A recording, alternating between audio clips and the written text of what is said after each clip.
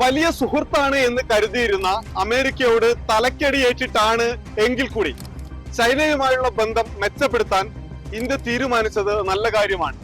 നേരത്തെ ഇന്ത്യയും ചൈനയും തമ്മിൽ സംഘർഷമുണ്ടായ കാലത്ത് ഇന്ത്യ ചെയ്തത് ചൈനയുടെ ചില ആപ്പുകൾ നിരോധിക്കുകയായിരുന്നു.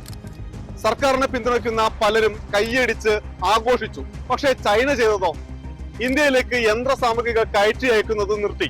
മാത്രവുമല്ല, ചിപ്പുകൾ കയറ്റി അയക്കുന്നത് നിർത്തി. അങ്ങനെ പല ഉഭയകക്ഷി ബന്ധവും അവർ നിശ്ചലമാക്കി. നഷ്ടം ഇന്ത്യക്കും ഇന്ത്യയുടെ വ്യവസായ മേഖലയ്ക്കും വാണിജ്യ മേഖലയ്ക്കുമാണ് സംഭവിച്ചത്. ഇന്ത്യയുമായുള്ള സൗഹൃദം കൊണ്ട് അമേരിക്ക ആഗ്രഹിച്ചത് സ്വന്തം താല്പര്യങ്ങളുടെ സംരക്ഷണം മാത്രമാണ് എന്ന് കഴിഞ്ഞ ദിവസങ്ങളിൽ നമ്മുടെ രാജ്യത്തിന് ബോധ്യപ്പെട്ടു. ഇനി എന്തായാലും തൊട്ടടുത്തുള്ള ചൈനയുമായുള്ള സഹകരണം അത് ഇന്ത്യയുടെ വാണിജ്യ മേഖലയിൽ ഗുണപരമായ മാറ്റങ്ങൾക്ക് വഴിയൊരുക്കുമെന്ന കാര്യത്തിൽ തർക്കമില്ല. അമേരിക്ക പിൻവലിയാൻ സാധ്യതയുണ്ട്. അപ്പോഴും ചൈനയോടുള്ള നമ്മുടെ സമീപനം എന്തായിരിക്കുമെന്നത് ഭാവിയിലും രാജ്യത്തിന്റെ മുന്നോട്ടു പോക്കിൽ ഗുണമാവുമെന്ന കാര്യത്തിൽ തർക്കമില്ല. ചർച്ചകൾ മുന്നോട്ട് പോകട്ടെ. അയൽരാജ്യങ്ങൾ തമ്മിൽ വൈരം മറന്ന് ഒന്നിക്കട്ടെ. ബൈ ബൈ ആവട്ടെ. നമ്മുടെ വാണിജ്യ രംഗം പുഷ്ടിപ്പെടട്ടെ. നമസ്കാരം.